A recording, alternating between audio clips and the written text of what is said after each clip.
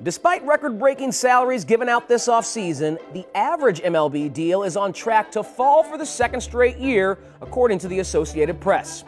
With a collective bargaining agreement that expires after the 2021 season, Players Association head Tony Clark sees a major problem that could lead to what the AP calls an unprecedented early start to labor negotiations. So how did we get here? And if MLB started labor negotiations early, how would that work? The average ball player will see an opening day salary of $4.36 million in 2019. That's a dip from $4.41 million in 2018, which was also down from $4.45 million in 2017. Last year, teams spent $18 million less on big league payrolls, only the second such drop since 2002. Per Spotrac, just 3 teams, the Boston Red Sox, New York Yankees, and Chicago Cubs, are projected to enter the 2018 season with payrolls in excess of $200 million. They're also the only teams expected to pay the luxury tax this year. Meanwhile, 7 clubs will have payrolls under $100 million.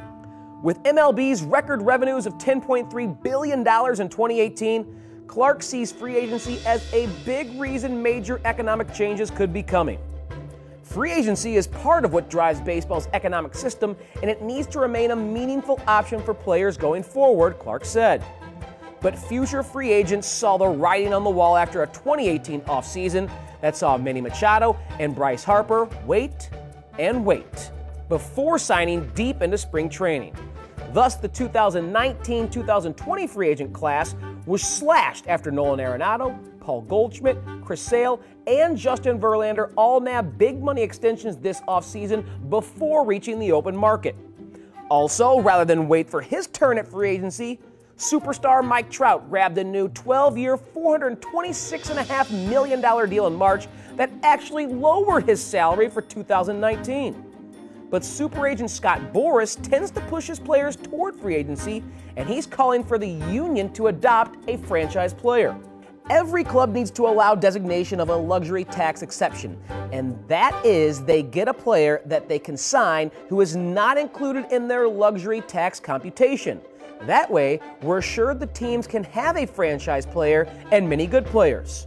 So is free agency as viable as it has been in the past? The grass isn't always greener on the other side, Arenado said. I wasn't afraid of free agency. I didn't base my decision off that. I based my decision off me wanting to be in Colorado. Verlander said he sees a, quote, mutual leverage for player and team when both are under the same roof. For Sale, the best possible deal wasn't the most money. For Goldschmidt, the opportunity to stay in one place was a high priority.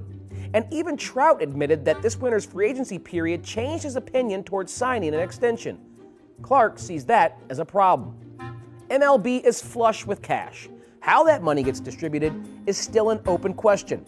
Clark wants to get his group to the negotiating table well before a potential labor stoppage in 3 years, and that's how it would work.